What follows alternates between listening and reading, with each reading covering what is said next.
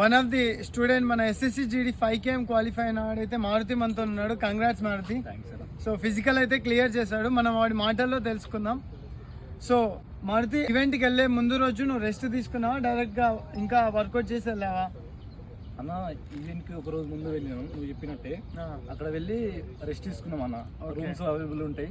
Okay, fine. Rest తీసుకున్నాము, ఎర్లీగా వండుకున్నాము, తిన్నాము, మంచిగా తిని ఎర్లీగా లేచి పొద్దున తొందరగా 3 o'clockకి పోయినాం అన్న.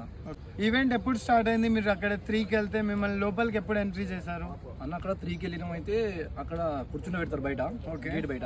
గేట్ బయట కూర్చుని పెడతా 6 o'clock అన్న లోపల పంపిస్తారు. ఓకే, అంటే 3 hours కూర్చున్నారు. నెక్స్ట్ ప్రాసెస్ ఏంటంటే చెస్ట్ నెంబర్ ఇస్తారన్న.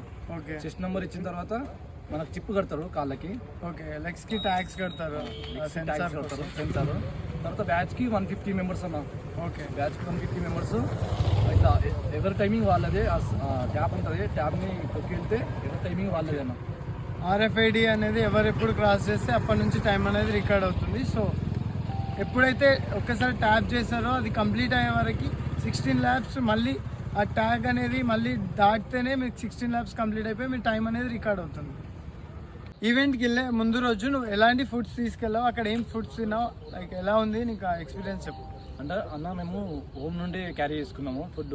ఓకే, అక్కడ వెళ్ళి మంచిగా తిన్నాము. ఓకే, తిని మంచిగా రెస్ట్ తీసుకున్నాం అన్న. నిద్ర పక్క ఉండాలి.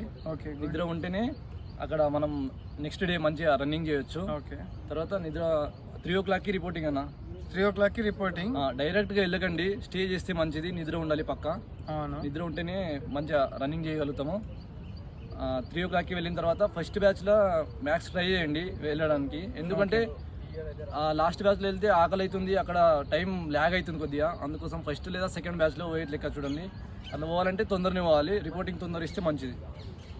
ఇక్కడ అంతే ఇస్తాం కదా, అందుకోసం ఫస్ట్ బ్యాచ్కి వెళ్ళండి. లాస్ట్ బ్యాచ్ అంటే 11:30 అవుతుంది, అలసిపోతాం. అప్పటి వరకు ఆకలి అవుతుంది, అక్కడ ఫుడ్ కూడా అవైలబుల్ లేవు. దాంతోపాటు డ్రై ఫ్రూట్స్ అయితే పెట్టుకోండి. అండ్ హైడ్రేషన్ కోసం ఎలక్ట్రోలైట్స్ అండ్ వాటర్ అయితే క్యారీ చేయండి. ఎందుకంటే మీరు ఇన్ కేస్ 7:30కి అయిపోయిందంటే హ్యాపీగా కంప్లీట్ చేసుకుంటారు ఈవెంట్.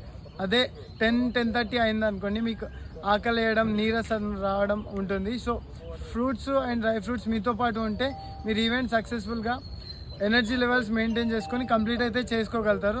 సో ఇదైతే మనం మారుతి నుంచి తీసుకున్న feedback. Maruti, all the best for your medical test.